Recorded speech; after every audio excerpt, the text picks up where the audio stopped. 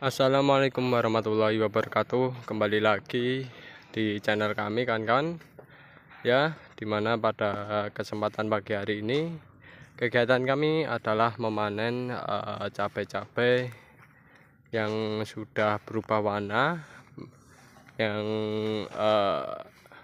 sudah siap dipanen, dimana pada pagi hari kita langsung lakukan proses pemanenan, karena pada waktu sore hari biasanya di tempat kami terkadang ada hujan ya kawan-kawan, sehingga tidak memungkinkan untuk dilakukan proses pemanenan. Dan pemanenan saat ini dilakukan pada waktu pagi hari. Nanti sekiranya sudah agak siang ya, sudah agak panas semacam ini, nanti kita lanjutkan sore hari bila tidak ada hujan semacam itu kan kawan. Nah, alhamdulillah pada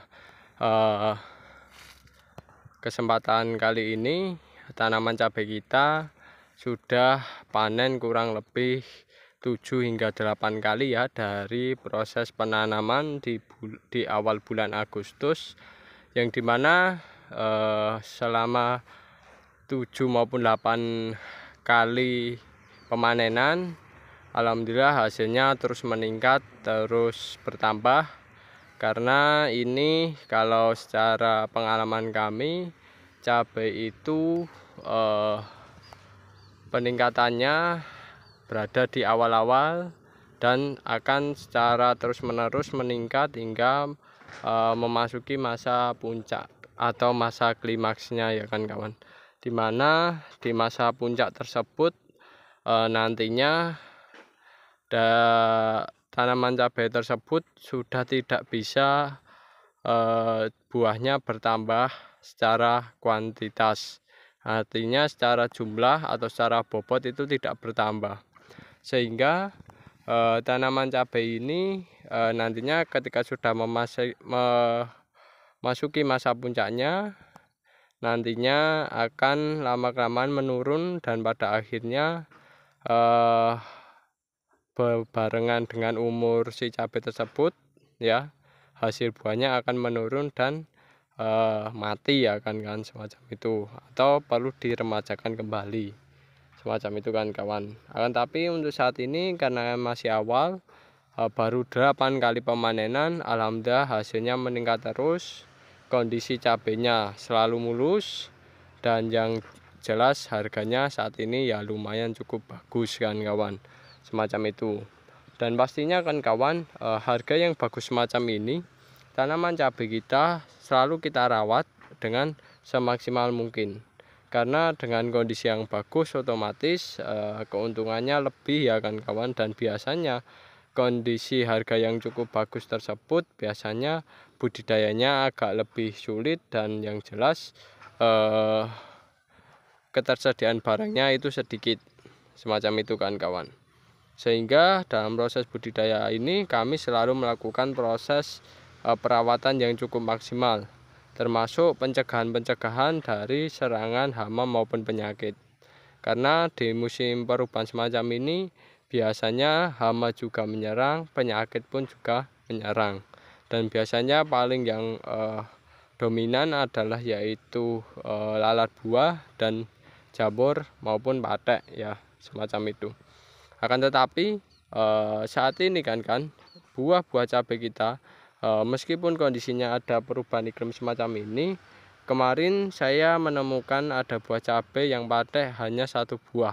Dari sekian banyak ini yang saya temukan baru 1 buah. Akan tetapi kemarin kita sebelum itu ya kan kawan, sebelum terjadinya hal semacam itu, kita selalu cegah terus dengan penggunaan fungisida kan kawan. Karena jamur sendiri sepengalaman kami, kalau pengendaliannya secara mekanik budidaya saya rasa masih kurang efektif ya, maka dari itu kita pencegahan selalu menggunakan fungisida secara terus menerus, dalam artian ketika hujan ya kita semprot kan kawan. Karena kondisi hujan tersebut menjadikan di tanaman tersebut lembab, dan pastinya memungkinkan sekali untuk dilakukan perkembangbiakan oleh si jamur yang merugikan buah-buah cabai kita kan kawan, semacam itu. Nah, sehingga ya itu kan yang perlu diperhatikan adalah pencegahannya. Yang jelas pencegahannya nggak perlu tambah-tambah dosis ya kan, kami dosis masih mengikuti sesuai dengan arahan produk kawan-kawan, semacam itu. Tapi alhamdulillah tanaman cabai secara keseluruhan itu kondisinya alhamdulillah buahnya mulus-mulus ya kan kawan, tidak ada yang paten ya. Cuma kemarin ada satu dan ini pemanenan saat ini kami belum menemukan lagi. Karena apa? Karena bagusnya pencegahan yang kita lakukan semacam itu.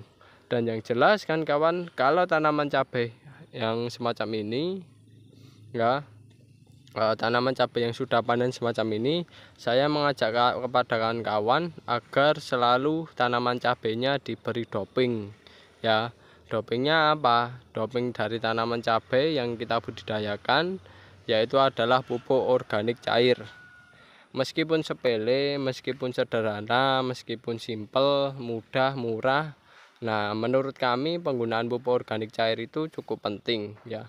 Karena apa kan? Karena di dalam pupuk organik cair mengandung unsur hara yang cukup lengkap. Dan pastinya unsur hara yang cukup lengkap tersebut nantinya akan membantu ya, memperbaiki sel-sel yang rusak pada tanaman cabai, memperlancar metabolisme dari tanaman ya, semacam itu kan. Karena pastinya pupuk organik cair yaitu tujuannya adalah menyediakan nutrisi bagi tanaman yang dimana nantinya oleh tanaman itu sendiri akan diolah untuk menjadi bahan-bahan yang mampu memperbaiki tubuh mereka dan menjalankan aktivitas mereka di masa generatif semacam ini hingga kondisinya mereka dapat berbuah secara baik dan lebat semacam itu kan kawan. Sehingga penggunaan pupuk organik cair di tempat kami begitu wajib. Dan yang jelas kan kawan, pupuk organik cair tidak hanya berperan semacam itu saja, tidak hanya memberikan nutrisi. Terkadang di dalam pupuk organik cair itu ada mikroorganisme yang dimana itu juga bisa membantu proses dalam aktivasi biologi tanah kan kawan ya. Jadi mikroorganisme tersebut bisa membantu tanaman dalam proses mencari makanan atau nutrisi yang ada di tanah juga, dan di sisi lain juga dapat menghidupkan biologi tanah. Nah, tujuannya apa kan kawan diberi mikroorganisme tersebut kepada tanah yang kita budidayakan? Pastinya tujuan tersebut adalah agar tanah tersebut bisa berjalan atau melakukan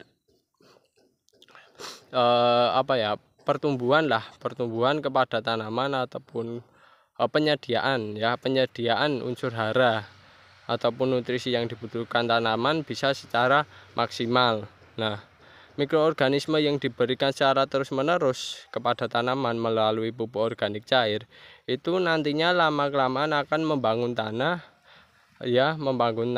agar tanah tersebut bisa menyediakan unsur hara yang cukup baik ya. Jadi nantinya mikroorganisme tersebut yang diberikan ke tanah itu nanti akan membantu tanaman ya, dimana dalam memperoleh unsur hara ya berupa pupuk organik yang kita berikan ke lahan ya kan kawan, saat pengolahan semacam itu nanti akan dibantu oleh mikroorganisme ya, agar biar sampai pada area perakaran tanaman tersebut.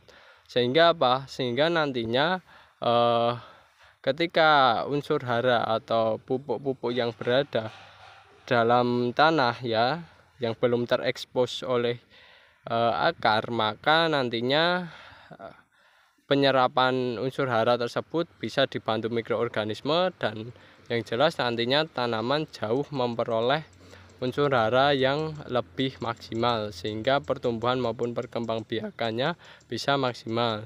Dan yang jelas nanti mikroorganisme tersebut yang jumlahnya cukup banyak itu juga dapat menyuburkan tanah kan kawan. Yang terpenting mikroorganismenya selalu seimbang semacam itu. Tapi upaya petani cukup dengan memberikan pupuk organik cair yang dimana ada kandungan mikroorganismenya, nah itu juga sudah cukup bagus kan kawan ya diberikan secara terus-menerus konsisten. Agar apa? Agar tanahnya lama-kelamaan akan menjadi subur, kawan-kawan, semacam itu. Dan itu sudah pernah saya buktikan dalam pengalaman saya bertani secara organik dan juga bertani secara semi organik yang kita praktekkan pada lahan budidaya jagung itu. Nah, itu kesuburannya ya itu cukup luar biasa sekali ya. Perbedaannya sangat jauh antara yang diberikan bahan organik dan pupuk organik cair dengan yang tidak diberikan sama sekali ya kan kawan, semacam itu. Sehingga untuk membantu proses menyuburkan tanaman ya dalam pertumbuhan maupun perkembangbiakannya itu sangat berperan sekali, meskipun efeknya tidak efek jangka pendek tapi efeknya jangka panjang. Jadi efek jangka panjang itu ya kalau diberikan secara terus menerus konsisten, lama kelamaan akan tanamannya semakin subur, tanahnya semakin subur, tanahnya semakin bagus kan kawan, semacam itu. Jadi yang penting kita selalu memberikan pupuk organik cair ke tanaman yang kita budidayakan. Toh pupuk organik cair tersebut juga bermanfaat bagi tanaman-tanaman kita ya, meskipun jumlahnya sedikit tapi juga memiliki peranan yang cukup bagus. Dan biasanya tanaman yang diberikan pupuk organik cair itu tanamannya jauh lebih awet ya, lebih kuat ya dibandingkan tanaman-tanaman yang hanya diberikan dengan pupuk non organik atau pupuk kimia kan semacam itu ya. Kawan-kawan mau menggunakan pupuk kimia maupun pupuk organik, yang penting kawan-kawan selalu berikan pupuk organik cair ya kan dalam budidaya. Itu saran dari kami agar tanahnya semakin lama semakin subur ya. Dan itu saya saranin untuk kawan-kawan yang berada khususnya di daerah Jawa ya, dan bukan berada di lahan gambut. Karena kalau di lahan gambut itu ada perlakuan khusus ya kan, karena tanahnya beda. Karena pupuk organik cair itu sifatnya agak sedikit asam ya, jika diberikan kepada tanah lahan gambut malah makin lama malah menjadi asam. Akan tetapi kalau kawan-kawan ya memupuknya pada tanah seperti tempat kami ya, ini tanah murni, tanah yang ada di Jawa kayak gini. Nah itu biasanya kalau diberi pupuk organik cair tanamannya semakin subur dan semakin membaik, semacam itu. Dan yang jelas tanahnya itu kuat kan kawan ya, tidak tidak seperti tanah yang dipergunakan dengan penggunaan pupuk kimia secara terus-menerus. Biasanya kalau penggunaan pupuk kimia secara terus-menerus tanpa dibarengi dengan pupuk organik, biasanya tanahnya itu semakin lama nanti semakin tidak subur, dan itu dibuktikan dengan fenotipe dari tanaman tersebut, yang dimana tanaman tersebut tidak bisa tumbuh besar kan ya kan semacam itu. Kalau ini kan ini tanaman cabenya alhamdulillah bisa tumbuh segini, itu sudah cukup bagus ya kan kawan. Ini masih awal, masih pemanenan, 8 kali pemanenan, dan alhamdulillah terakhir pemanenan itu dapat kurang lebih 13 kilo dari populasi 500 tanaman kan kawan. Oke, itu dulu informasi dari kami, kurang lebihnya mohon maaf. Saya akhiri, wassalamualaikum warahmatullahi wabarakatuh.